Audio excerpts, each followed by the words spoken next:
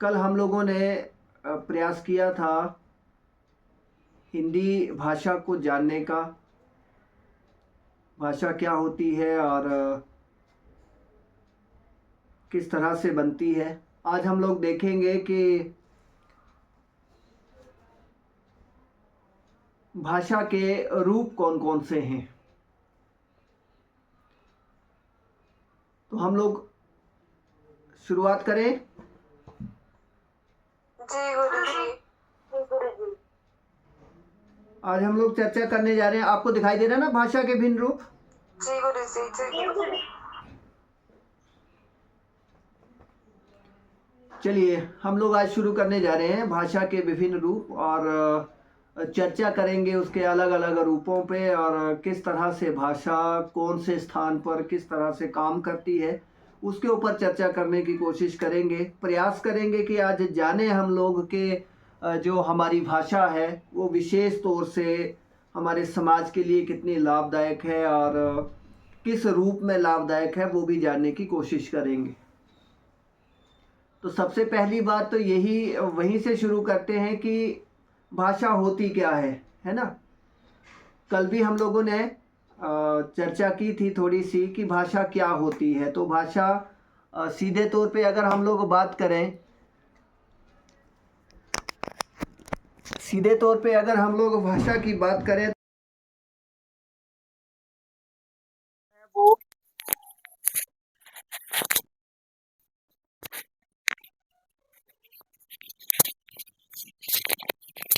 भाषा जो है वो अभिव्यक्ति का माध्यम है।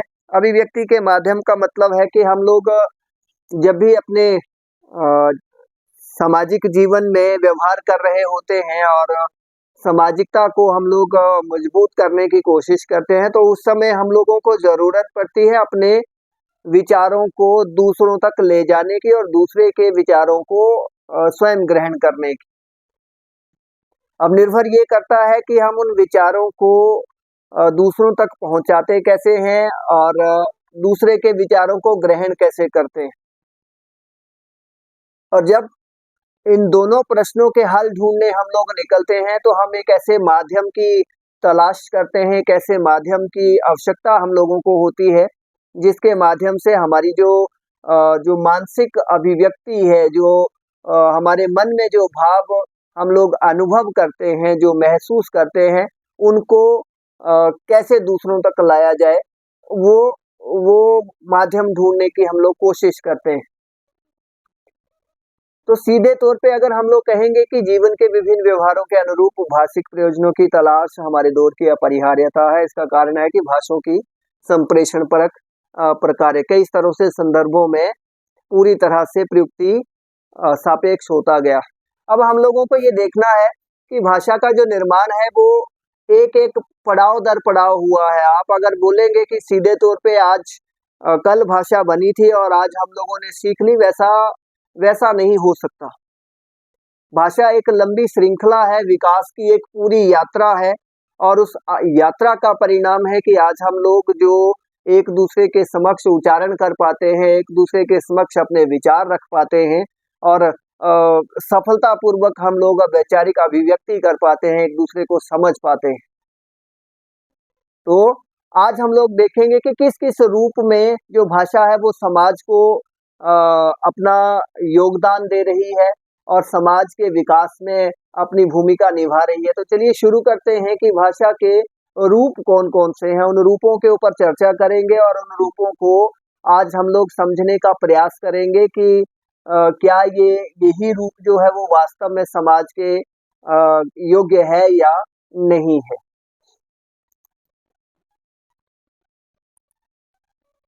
तो सबसे पहले आती है बोलचाल की जो भाषा होती है। हम लोग जो शुरुआत करते हैं अपने जीवन की, समाज में एक सामाजिक प्राणी होने के नाते जब हम लोग शुरुआत करते हैं अपने जीवन की तो हम लोग अपने माता पिता के सानिध्य में होते हैं और माता पिता के सानिध्य में होने के कारण जो माता पिता जी संकेत समझाते हैं, जो माता पिता जी हमें बात बोलना सिखाते हैं, चलना फिरना सिखाते हैं, तो वही सारी जो हाव भाव हैं, वही सारे जो व्यवहार हैं, उन सारे व्यवहारों को हम लोग एक श्रृंखलाबद्ध तरीके से अपने जीवन में बांधना शुरू करते हैं। हम ये पहचान करना शुरू करते हैं कि कौन से शब्द को अर्थ क्या है और कौन से शब्द का प्रयोग कहाँ पर होना है। उस तरह की एक वैज्ञानिकता अपनी मानसिकता में हम लोग तैयार कर लेते हैं। जैसे जैसे हमारी माताजी हम लोगों को समझाने का प्रयास करते हैं, उनकी जो बोली है वो हमारे ऊपर प्रभावी होने लगती है। बोली का मतलब सीधे तौर पे हमारे गांव का जो या हमारे ग्रामीण परिवेश का जो या हमारे आसपास का जो परिवेश है, उसमें इस्तेमाल होने वाला जो अंग्रेजी में एक शब्द कहते हैं डायलेक्ट, जो हमारे स्थानीय संवाद हैं। हिंदी में अगर आप सीधे तौर पे कहेंगे तो उसे स्थानीय संवाद कहते हैं। स्थानीय संवाद मतलब जो हम लोग एक दूसरे से व्यवहार करते हुए एक दूसरे पे कोशिश करते हैं समझाने की अपने विचारों को और दूसरे के विचारों को समझने की। तो वो जो संपर्क करने का माध्यम होता है, वो जो एक दूसरे को जानने का माध्यम होता है, या उस ग्रामीण परिवेश में एक दूसरे को समझने का माध्यम होता है, उसे हम लोग क्या कहते हैं? उसे कहते हैं बोलचाल की भाषा या बोली। क्या क्या कहते हैं? बोलचाल की भाषा या बोली। हाँ, मतलब कहने का तात्पर्य ये है कि जो एक सामान्य जनसमूह में हम लोगों को उठते बैठते चलते फिरते जो व्यवहारिक या वैचारिक व्यवहार हमें देखने को मिलता है और उसी को हम लोग ग्रहण करके अपने जीवन को चलाते हैं, तो वो एक बोली है जो हमारे ग्रामीण परिवेश में हमें प्राप्त होती है, हमारे अपने परिवार में हमें प्राप्त होती है, हमारे समाज में हमें प्राप्त होती है। समझ आ गई बात? जी गुरु जी। उसके बाद है मानक भाषा। मानक भाषा वास्तव में अगर आप कहेंगे तो एक वैज्ञानिक भाषा है। वैज्ञानिक का मतलब होता है जो व्याकरण के नियमों के हिसाब से चलती है, जिसे हम लोग परिनिष्ठित भाषा कहते हैं, जो पूरी तरह से सभ्य होती है, संस्कारी होती है, और अगर आप कहें तो वो एक तरह से आपके सामाजिक उस दौर की भाषा को माना जा सकता है, उस स्थान की भाषा को माना जा सकता है जहाँ पर सभ्यता की जो स्थिति है, जहाँ पर आदर्शों की जो स्थिति है, जहाँ पर मान्यताओं की जो स्थिति है वो चलती है, और वही भाषा जो है वो सुचारू रूप से उन आदर्शों, मान्यताओं और नियमों के तहत काम करती है। जो भाषा हमें आदर्शों, मान्यताओं और संस्कारों की शिक्षा देती है, वही भाषा वास्तव में मानक भाषा कहलाती है। हाँ, उस भाषा में एक चीज और विशेष देखने को मिलती है। वो विशेष चीज होती है कि व्याकरण के जो नियम हैं वो आदर्शों के अनुरूप इस्तेमाल किए जाते हैं, उन मान्यताओं के अनुसार इस्तेमाल किए जाते हैं। जब भी हम लोग कोई बात कहने का प्रयास करते हैं, अपनी भाषा को मजबूत करने की कोशिश करते हैं, तो जो भाषा होती है उसकी सुदृढ़ता के लिए हम लोग व्याकरण के कई नियम अपना लेते हैं। जैसे मुहावरों का इस्तेमाल कर लेते हैं, जैसे लोकोक्तियों का इस्तेमाल कर लेते हैं, जैसे क्रिया विशेषण का इस्तेमाल कर लेते हैं, कारकों का इस्तेमाल करते हैं, और कहीं लिंग भेद वचन सारी चीजों को जब हम लोग एक एक करके भाषा में विन्यस्त करने की कोशिश करते हैं, तो वो एक तरह से सुसामाजिक और सुव्यवस्थित बनकर समाज के वास्तविक स्वरूप की भाषा बन जाती है, और उसी भाषा, उसी बोली को हम लोग मानक भाषा कहते हैं। समझ आ गई बात?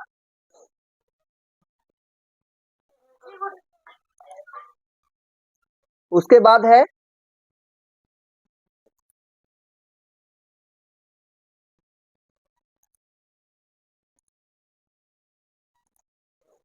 संपर्क भाषा। संपर्क क्या होता है? अगर हम लोग बात करें तो संपर्क किसे कहेंगे? गुरुजी, संवाद करने को या अपनी बात दूसरे तक पहुंचाने को। हाँ, अगर सीधे तौर पे हम लोग सामाजिक स्वरूप में बात करेंगे और इस शब्द का इस्तेमाल करेंगे तो संपर्क होता है किसी भी व्यक्ति विशेष से अपने आप को जोड़ना, या किसी क्षेत्र विशेष से अपने आप को जोड़ना, या किसी व्यवसाय विशेष से अपने आप को जोड़ना, या किसी कार्य विशेष से अपने आप को जोड़ना, उसे हम लोग संपर्क कहते हैं। सही है?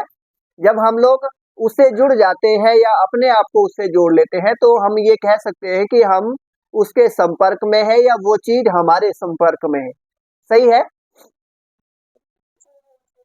हाँ, अब संपर्क भाषा के तौर पे अगर हम लोग भाषा की स्थिति जानने की कोशिश करेंगे तो वैसे तो बहुत सारी जो स्थितियां होती हैं, बहुत सारी जो बोलियां होती हैं, उसमें भी हम लोग अलग अलग जगहों पर अलग अलग लोगों से, अलग अलग व्यवसायों से, अलग अलग सामाजिक हिस्सों से हम लोग संबंध स्थापित करते हैं। न केवल संबंध स्थापित करते हैं अपितु उनसे जुड़ाव रखने की कोशिश करते हैं।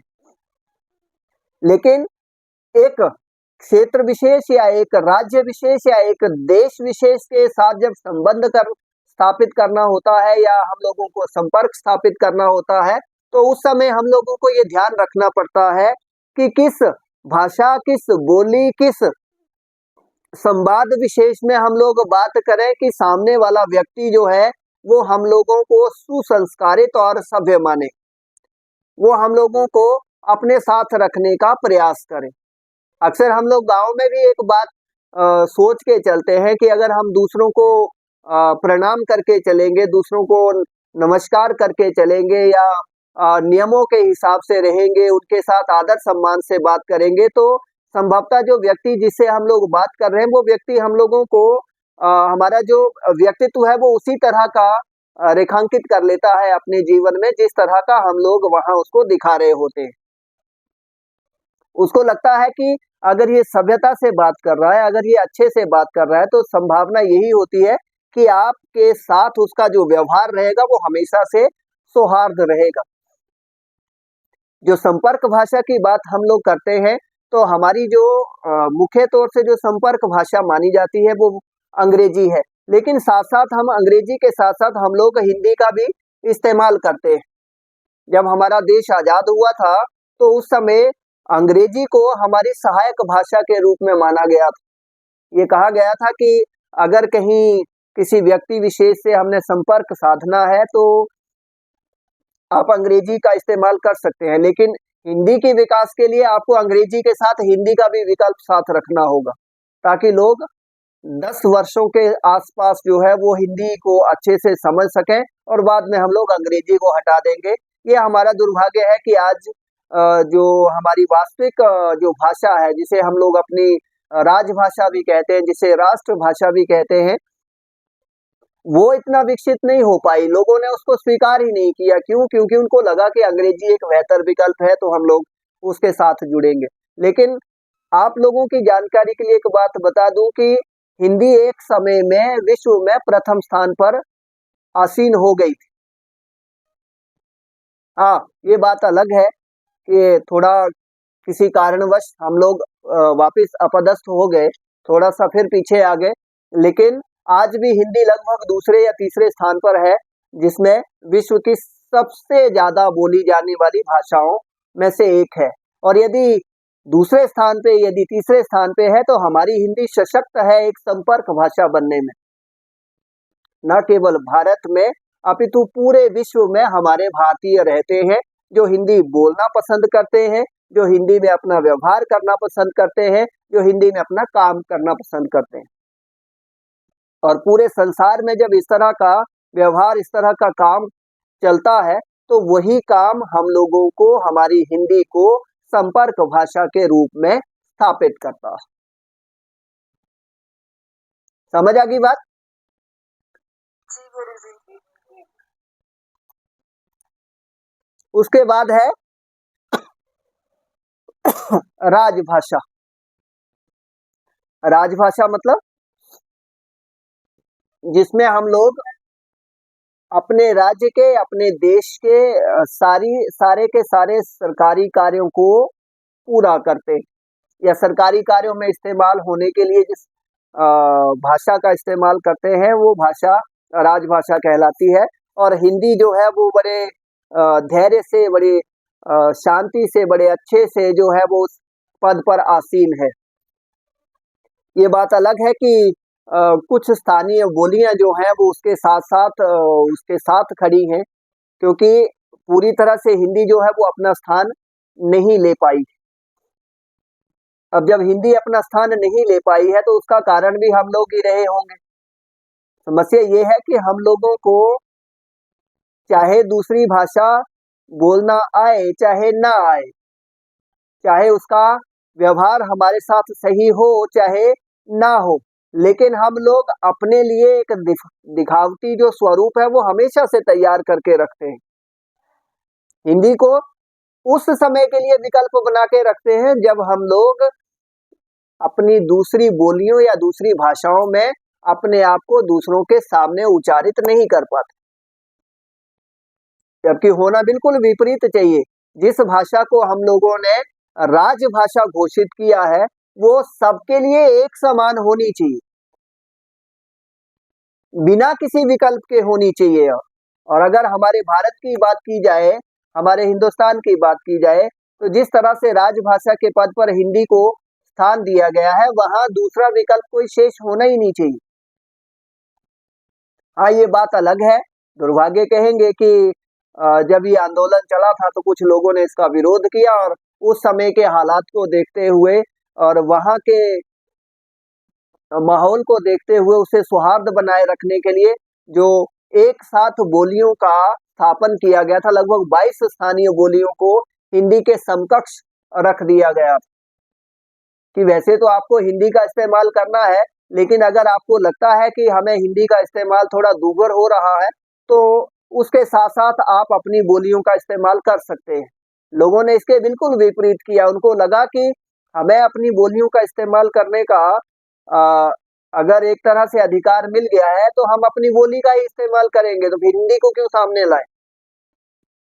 और वही कारण है कि आज हम लोग एक तरफ अपने लगभग दक्षिण भारत के एक हिस्से में लगभग हिंदी को पिछड़ता हुआ देखते हैं।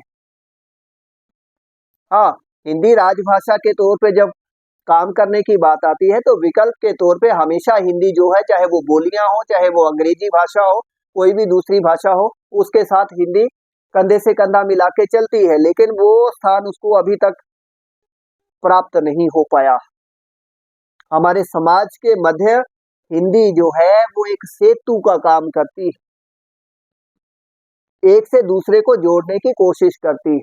मैंने आपको उदाहरण के रूप में कहा कि दक्षिण भारत में बहुतायत में लोग जो हैं वो हिंदी से परहेज करते हैं, लेकिन आज अपने विकास के लिए, आज अपनी उन्नति के लिए वो जो दक्षिण भारतीय हमारे लोग हैं वो भी हिंदी का उच्चारण और जो उनका पठन पाठन है वो जोरों से सीख रहे हैं। क्यों? उनको लगता है कि जो उत्तर भारत के लोग हैं या पूर्व के लोग हैं या पश्चिम के लोग हैं वो ज्यादातर हिंदी का इस्तेमाल करते हैं, और जब वो दक्षिण भारत की तरफ आएंगे अगर उनको हिंदी में उनका व्यवहार नहीं मिला तो वो उस तरफ नहीं आएंगे, और अगर उस तरफ नहीं आएंगे तो उनकी जो वास्तविकता है, उनका जो आप ये कह सकते हैं उनका जो एक परिवर्धन है, उनकी जो उन्नति है, उनकी जो विकास है, प्रगति है, वो वहीं पर ठप होके रह जाएगा। अगर किसी देश के 3 हिस्से एक तरफ हैं और एक हिस्सा एक तरफ है तो निश्चित तौर पे वो हिस्सा अगर नहीं जुड़ता है तो संभावना ये रहती है कि वो कहीं न कहीं पिछड़ने के कगार पे होता है। तो हिंदी हमारी जो भाषा है वो एक पुल का काम करती है, एक सेतु का काम करती है, जिसकी वजह से हम लोग जो है वो पूरे भारत में एक होकर रह पाते हैं। समझ आ गई बात?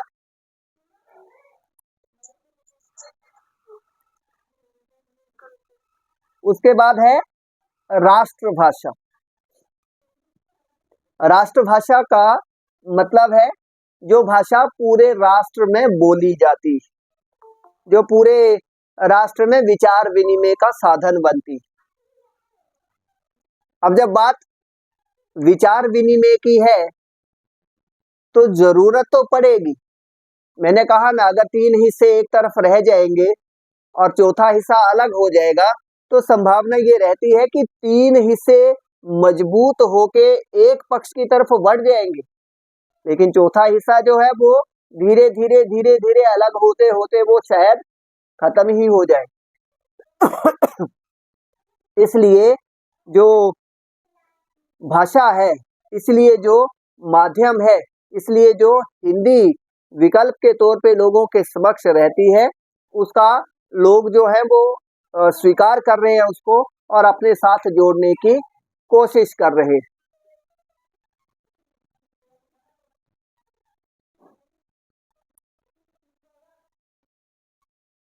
आज हम लोग प्रयास करते हैं अपनी तरफ से कि किसी भी कोने में, भारत के किसी भी कोने में चले जाएं हम लोग, जो उत्तर भारतीय लोग होते हैं ज्यादातर, वो कोशिश करते हैं कि राष्ट्रभाषा है और राष्ट्रभाषा के साथ हम लोग आगे बढ़ रहे हैं, तो संभावना यही मान के चलते हैं कि जिस हिस्से में हम लोग जा रहे हैं उस हिस्से में हिंदी का उच्चारण हमें देखने को भी मिलेगा, सुनने को भी मिलेगा और उसी से हम लोग व्यवहार भी कर पाएंगे। अब समस्या ये है कि उस व्यवहारिकता को हम धरातल पर कितना लेके आ पाते हैं। निर्भर ये करता है कि हम जितना प्रयास करेंगे, हम जितनी योग्यता से उस स्थिति, उस विशेष स्वरूप को अपने साथ जोड़ के रखेंगे और दूसरे हिस्सों को भी अपने साथ जोड़ने की कोशिश करेंगे, तो संभवतः एक समय ऐसा आ जाएगा जब हम लोग पूरे के पूरे अपने क्षेत्रफल में उस भाषा विशेष को, उस माध्यम विशेष को हम लोग राष्ट्रीयता का दर्जा दिला पाएंगे और उसे वास्तव में स्थापित कर पाएंगे। हाँ, संवैधानिक तौर पे हिंदी को राष्ट्रभाषा होने का दर्जा प्राप्त है, लेकिन मैंने कहा ना कि स्थानीय बोलियां साथ हैं, इसलिए पूर्णतः वो राष्ट्रभाषा अभी तक नहीं बन पाई। आगे बढ़े।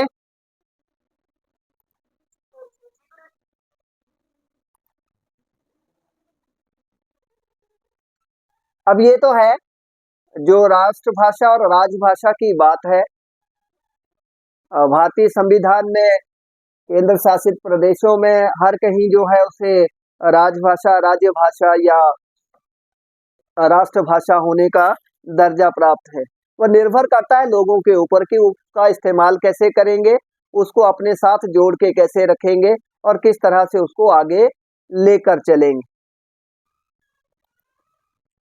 बोली आपके बारे में आपको बता दिया। उसके बाद विभाषा शब्द है। विभाषा जो है वो भाषा का बिल्कुल विपरीत स्वरूप है, जहां पर कई तरह की बोलियां एक साथ चलती हैं मिश्रित स्वरूप में, जहां हम लोग अपने अपने अपने संवादों का उच्चारण करते हैं। अब यदि मैं नूरपुर की भी बात करूं, यहाँ पर अपने स्थानीय परिवेश की भी बात करूं, तो यहाँ पर एक चीज देखने को मिलती है। एक क्षेत्र की बोली में कुछ और शब्द है, दूसरे क्षेत्र की बोली में थोड़ा सी भिन्नता है, वो और शब्द है। लेकिन अगर संवैधानिक तौर से देखा जाए तो ये एक ही क्षेत्र है जिसके भीतर अलग अलग गांव है और अलग अलग गांव के अलग अलग बोलियां हैं और अलग अलग बोलियों के अलग अलग शब्द हैं। और जब हम लोग किसी दूसरे क्षेत्र में जाते हैं तो हम अपने आप को एक ही क्षेत्र का कहकर उसे मिश्रित रूप में कहने की कोशिश करते हैं, जिसे बाद में विभाषा के तौर पर जाना जाता है। समझ आ गई बात।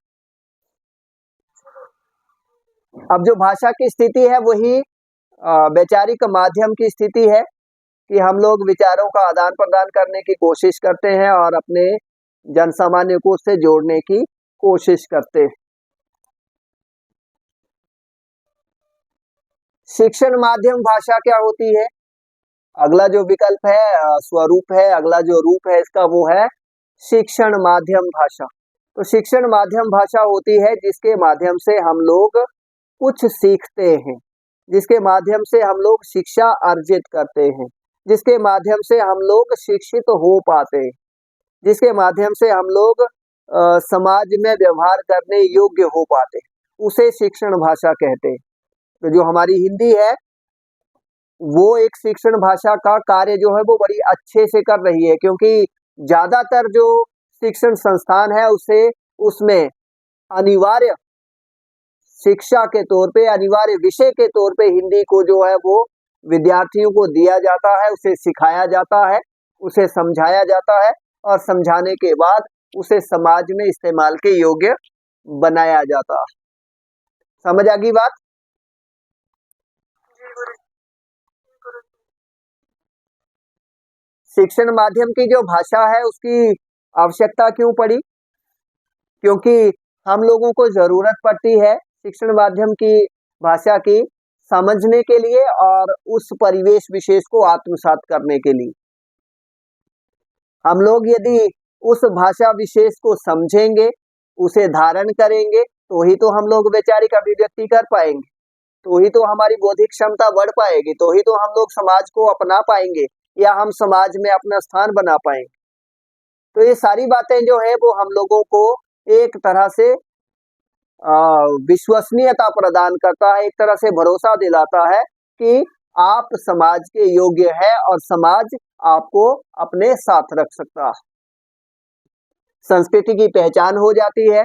जो शिक्षण माध्यम भाषा है उससे हमें अपनी संस्कृति की पहचान होती है, अपने आदर्शों की पहचान हो जाती है, समाज में चल रहे मान्यताओं का पता चल जाता है, संस्कारों का पता चल जाता है। और जब हम लोग इस तरह की संस्कृति, इस तरह के ज्ञान से परिपूरित होते हैं तो संभवतः हम लोग एक अच्छे शिक्षित व्यक्ति के तौर पर समाज में प्रतिष्ठित होते हैं। उसके बाद है जो उसका परिणाम है, शैक्षिक परिणाम जो है वो भी हम लोगों को बेहतर तरीके से देखने को मिल जाता है। कारण ये क्योंकि जितनी सरलता और सुगमता से हम अपनी बोली में, अपनी भाषा में, अपने संपर्क स्वरूप में अपने आप को स्थापित कर पाएंगे, उतनी सहजता से हम समाज को अपने साथ जोड़ भी पाते हैं। उसके बाद है इसकी जरूरत सामाजिक परिवेश को मजबूत करने के लिए भी पड़ती है, क्योंकि जो शिक्षण भाषा है उसी से समाज का निर्माण होता है, बल्कि मैं तो कहूँगा कि बेहतर समाज का निर्माण होता है। और जब हम लोग उसी बेहतर समाज में लोगों को, उस शिक्षा को, उस भाषा को लोगों तक जोड़ने की कोशिश करते हैं, उनसे मिलने की कोशिश करते हैं, उन्हें मिलाने की कोशिश करते हैं, तो वहाँ पर लोग जो है उसे जानकर, समझकर, उसे जांचकर, परखकर और अपने योग्य जानकर उसे अपनाते हैं, जिससे सामाजिकता में परिपुष्टता आती है, लोगों में मजबूती आती है और एकता में सशक्ति आती है। समझ आ गई बात? ये जो व्यवहार है ये हम लोगों को एक साथ देखने को मिलता है। उसके बाद है संचार भाषा। संचार भाषा होती है अपने विचारों को दूसरों तक ले जाने के माध्यम में जो इस्तेमाल होने वाली भाषा है उसे संचार भाषा कहते हैं। अब संचार के तौर पे हमारे पास कई तरह के विकल्प हैं। संचार माध्यमों के तौर पे आपके पास आकाशवाणी है, संचार माध्यमों के तौर पे आपके पास दूरदर्शन है, संचार माध्यमों के तौर पे आपके पास दूरभाष है, वर्तमान समय में संचार माध्यमों के रूप में आपके पास चल दूरभाष है, दूर संवेदी दूरभाष है। बहुत सारी चीजें हैं जो आपको एक समाज के एक पक्ष से दूसरे पक्ष से जोड़ने में और दूसरा पक्ष दिखाने में बिल्कुल सहायक होती है। और दूसरा पक्ष दिखाने में संचार माध्यम तो सफल है, लेकिन जिस चीज को वो दिखा रहे हैं क्या सामने वाला समाज उसको समझ पा रहा है? क्या सामने वाला समाज उसको स्वीकार कर पा रहा है? उसी स्थिति, उसी व्यवहार के लिए हम लोगों को एक काम करना पड़ता है, क्या कि उन माध्यमों के भीतर जो हम लोग कार्यक्रम लोगों को दिखाएंगे, संस्कृति का हो, चाहे समाज का हो, चाहे धर्म का हो, चाहे राजनीति का हो, किसी भी तरह का हो, वो जो व्यवहार है वो हमारी अपनी भाषा में होना चाहिए, और अपनी भाषा जिससे हम लोग लोगों को समझा सकते हैं। और जब समझा सकने वाली बात सामने आती है तो वही बात जो है वो संचार भाषा कहलाती है। समझ आ गई बात?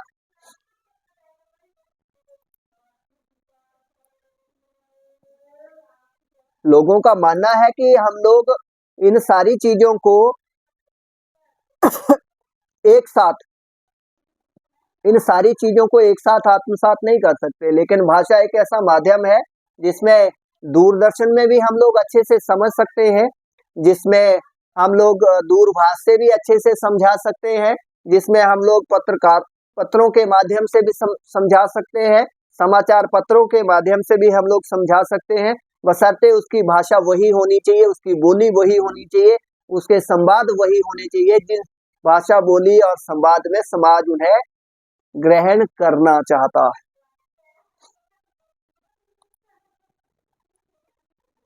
उसके बाद है सर्जनात्मक हिंदी। सर्जनात्मक भाषा क्या होती है? सर्जनात्मक भाषा होती है जिसमें हम लोग सामाजिक परिवेश को रचना के तौर पर तैयार करते हैं, लोगों को साहित्य के तौर पर उसका दिग्दर्शन करवाते हैं।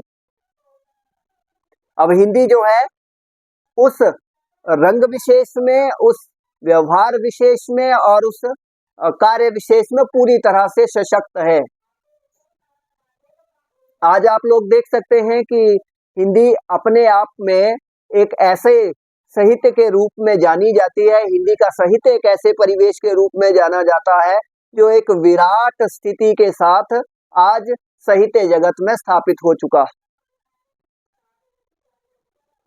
और हिंदी ने उस साहित्य विशेष को, सामाजिक परिवेश विशेष को वहां पर पूर्ण रूपेण स्थापित करने की कोशिश की है, क्योंकि हिंदी के बोलने वालों की संख्या, हिंदी के समझने वालों की संख्या इस समाज में उतनी तो है जितनी हमें आवश्यकता है।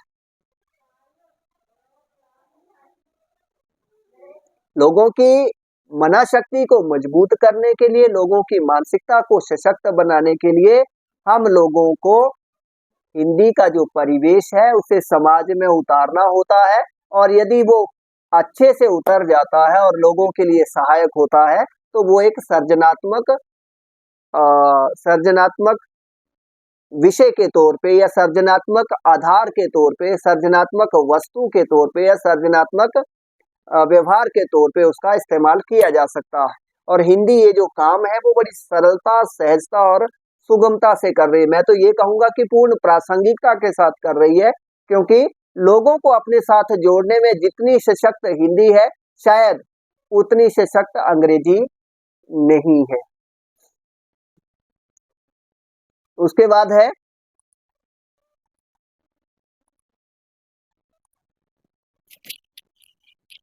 दो तरह से इस भाषा या लेखन को हम लोग समाज में देखते हैं। पहला जो होता है वो केवल अपनी अभिव्यक्ति के लिए होता है, विचारों की अभिव्यक्ति के लिए होता है, और दूसरा जो होता है वो अपनी आजीविका या व्यावसायिक लेखन के लिए होता है। तो जो अपने भावों को हम लोग जीवन में समाज के साथ जोड़ते हैं उसे हम लोग अभिव्यक्ति परक कहते हैं, उसे हम लोग साहित्यिक लेखन कहते हैं। अपनी इच्छा से हम लोग काम कर रहे हैं, हम लोग चाहते हैं कि हमारे द्वारा लिखे हुए विचारों को समाज अपने साथ रखे, अपने साथ जोड़े।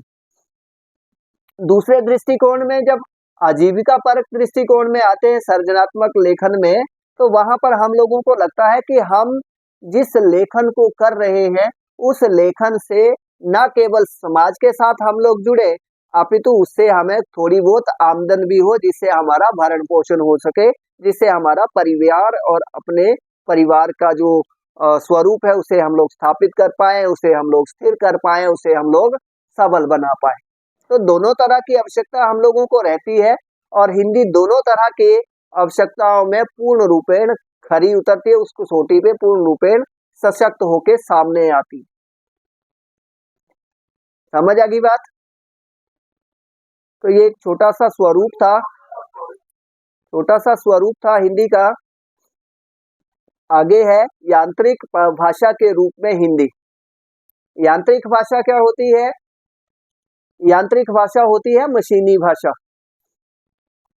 जैसे आप लोग चल दूरभाष का इस्तेमाल करते हैं, जैसे आप लोग संगणक का इस्तेमाल करते हैं, जिस तरह से आप लोग दूरदर्शन का इस्तेमाल करते हैं, जिस तरह से आप लोग जो है वो साथ में अन्य किसी भी तरह के उपकरणों का इस्तेमाल करते हैं, तो वो सारे का सारा जो परिवेश चलता है उसमें सारी की सारी जो व्यवहारिकता उसमें चलती है वो भाषा के कारण ही आगे बढ़ पाती। अगर हम लोग ये कहें कि भाषा को वहां से हटा दें और केवल यंत्र से ही हम लोग अपने जीवन को आगे बढ़ाएंगे तो उससे संभावना नहीं जताई जा सकती। कारण ये कि बिना भाषा के अभिव्यक्ति संभव नहीं है और बिना अभिव्यक्ति के उपकरण का कोई काम नहीं, उस यंत्र का कोई काम नहीं। अगर आप लोग दृश्य पटल भी देख रहे हैं वहां पर भी आपको दिशा नियंत्रक दिया जाता है और उस नियंत्रक के हिसाब से आप दृश्य पटल को आगे पीछे चला सकते हैं। लेकिन वहां पर भी अंकीय भाषा इस्तेमाल होती है, जिसके निर्देश के अनुरूप आप दृश्य पटल के समक्ष बैठकर अपनी इच्छा से मनोरंजन करते हैं। और उस माध्यम विशेष को, जिस माध्यम से आप लोग अपना मनोरंजन कर रहे हैं, उसे यांत्रिक भाषा के रूप में जाना जाता है। और वो यांत्रिक भाषा जो है वो एक तरह से अगर आप संगणक की बात करेंगे तो दो तरह की प्रणालियां संगणक में चलती हैं। संगणक में पहली प्रणाली जो है वो चलती है बाह्यांश के रूप में, जिसे आप लोग हार्डवेयर कहते हैं, और दूसरी चलती है यंत्रांश के रूप में, जिसे आप लोग सॉफ्टवेयर कहते हैं।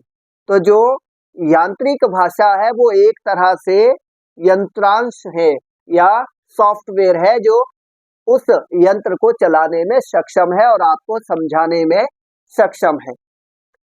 अगर यंत्रांश सही तरीके से काम करेगा, यदि आपकी जो सॉफ्टवेयर है वो सही तरीके से काम करेगी, तो आपको सही मार्गदर्शन मिल पाएगा। अगर वो काम नहीं करेगी तो आप उस चीज को ना तो समझ सकते हैं, ना दूसरे को समझा सकते हैं।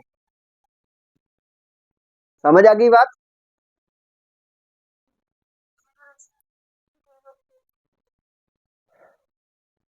ये कुछ विशेषताएं हैं आपकी थोड़ी सी यांत्रिक भाषा की। कुछ एक विशेष गुण होते हैं, जिसमें पहली बात तो ये कि जो संगणक है या ये कंप्यूटर की या पासपोर्ट भाषा है, जो यांत्रिक भाषा, जो मशीनी भाषा मैंने आपको बताई, और ये केवल 0 से और 1 अंकों के प्रयोग से निर्मित श्रृंखला से लिखी गई। इसके बाद ये एकमात्र संगणकीय निरपेक्ष भाषा है, जिसे संगणक सीधे सीधे ले जाता है। ये किसी भी तरह का कार्यक्रम जो है वो प्रयोग नहीं करना होता है। इसमें किसी भी तरह का अन्य कार्यक्रम जो है वो प्रयोग में नहीं लाना होता है। प्रतीक भाषा पर बहुत अधिक प्रतिबंध है। अगर हम लोग देखेंगे कि किसी भी तरह की जो हम लोग माध्यम का इस्तेमाल कर रहे हैं, तो वो उसे बड़े सोच समझ के हम लोगों को इस्तेमाल करना होता है। एकदम से बिना सोचे समझे उसका इस्तेमाल करेंगे तो उसके दुष्परिणाम हम लोगों को देखने को मिल सकते हैं। उसके बाद है विज्ञानी जो लोग हैं, वैज्ञानिक जो लोग हैं, वो ध्वनि विज्ञान या ऐतिहासिक विज्ञान विषयार्थ की पहचान जो है वो इस भाषा के माध्यम से ही करते हैं, और लोगों को भी इस भाषा के माध्यम से ही समझाने की कोशिश करते हैं। सही है? तो ये एक छोटा सा विकल्प था आज भाषा के रूपों का, जो आप लोगों ने देखा। और भी इसके रूप हैं जिनके ऊपर हम लोग शायद यथासंभव चर्चा करेंगे। आज के लिए आप लोगों का शुक्रिया।